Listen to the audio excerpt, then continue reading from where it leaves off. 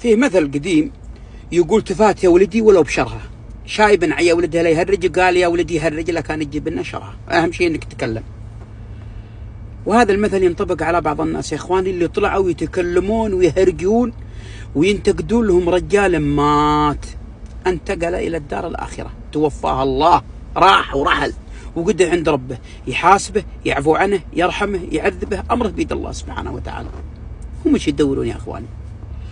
انا والله ان الشيخ هذا الفاضل اني شخصيا ما بيني وبينه معرفه شخصيه ولا قرابه، ولا اعرف الا عن طريق الجوالات او عن طريق الناس المقربين له، او اسمع مثل ما تسمعون. لكن الناس شهداء الله في ارضه، كل شهد له بالصلاح وبالتقوى وبالدين، وبانه لاكثر من 30 سنه وامه محمد يصلون خلفه، وعاش عابدا تقيا ومات عابدا تقيا على السنه والعقيده الصحيحه.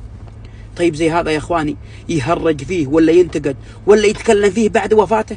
الناس كلها مشغولين ومحزنين، اهله وابنائه واسرته وقاربه وقبائله وجماعته وجميع من يحبه من امه الاسلام متاثرين بحزنه، ثم ينقز 2 3 ما نعرفهم ولا ندري عن دينهم ولا عقيدتهم ولا ندري من هم من طشله، ينتقدون الشيخ ويتكلمون فيه.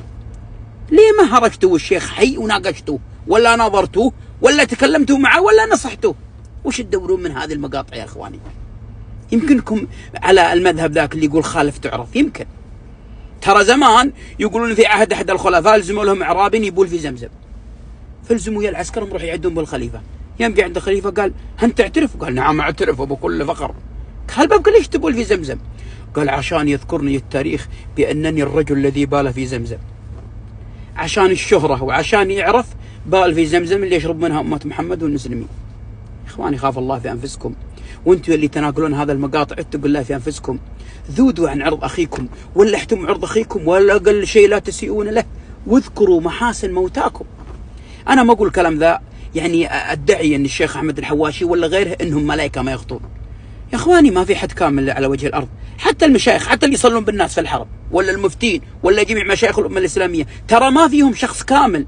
لكن لو سلطنا الاضواء عليهم وقعدنا نبحث وندور لابد ان نلقى اخطاء، لانهم بشر يا اخواني، والبشر مخلوقون مع الخطا الين يبعثون. اخواني ما يجوز انت تلحق موتانا ولا انت تلحق المشايخ ولا اهل الدين ولا اصلا انتم كيف تصدقون فيهم؟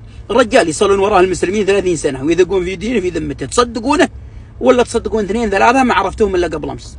خافوا الله في انفسكم واتركوا الناس في حالهم وذودوا عن اخوانكم ولا تتناقلوا مثل هذه المقاطع، فلن تبلغ منها الا وزرا في الدنيا والاخره.